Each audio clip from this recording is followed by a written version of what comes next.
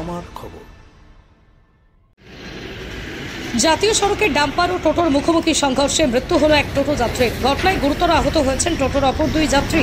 গতকাল বৃহস্পতিবার রাত আনুমানিক 11:15 নাগাদ পথ দুর্ঘটনাটি ঘটেছে রানীগঞ্জ মোড়গ্রাম 14 নম্বর জাতীয় সড়কের বীরভূমের রামপুরহাট থানার তারাপীঠ রোড স্টেশনের কাছে। মৃতের নাম পথিক লেট। তার বাড়ি রামপুরহাট থানার কাঁদুরি গ্রামে। মৃতের আত্মীয়রা আজ শুক্রবার সকাল 10টা নাগাদ রামপুরহাট মেডিকেল কলেজ হাসপাতাল মর্গে পাঠায়। জানা গিয়েছে, গতকাল রাতে তারাপীঠ স্টেশন রোড থেকে টোটোতে চেপে পাশের গ্রামে মেলা দেখতে যাচ্ছিলেন তারা। সেই সময় রামপুরহাটের দিক থেকে আসা একটি খালি ডাম্পার নিয়ন্ত্রণ হারিয়ে টোটোটিতে ধাক্কা মারে। ঘটনাস্থলে মৃত্যু হয় পথিক লেটের। আহতদের উদ্ধার করে রামপুরহাট মেডিকেল কলেজ ও হাসপাতালে নিয়ে যাওয়া হয়। দুর্ঘটনার খবর পেয়ে ঘটনাস্থলে পৌঁছয় রামপুরহাট থানার পুলিশ।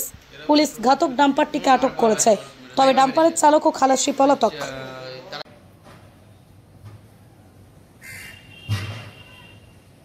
ওরা তিন বন্ধু মিলে তারাপীঠ স্টেশন গিয়েছিল বেড়াতে, দিয়ে আসার সময় অ্যাক্সিডেন্টটা ঘটে।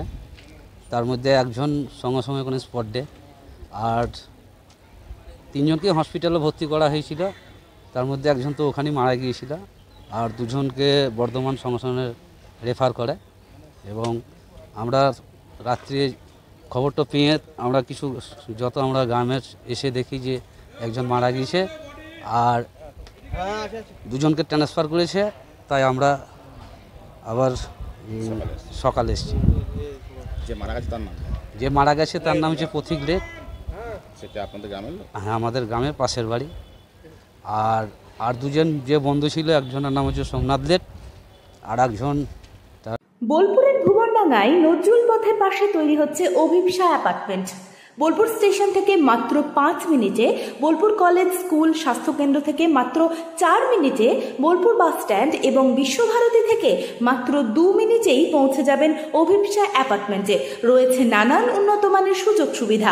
অফিসের ঠিকানা Sanvi apartment 2, ground floor, Ramakrishna road, Bolpur. Booking করতে 70 যোগাযোগ করুন এই নম্বরে। দেখতে চোখ রাখুন আমাদের ফেসবুক ও ইউটিউব চ্যানেলে।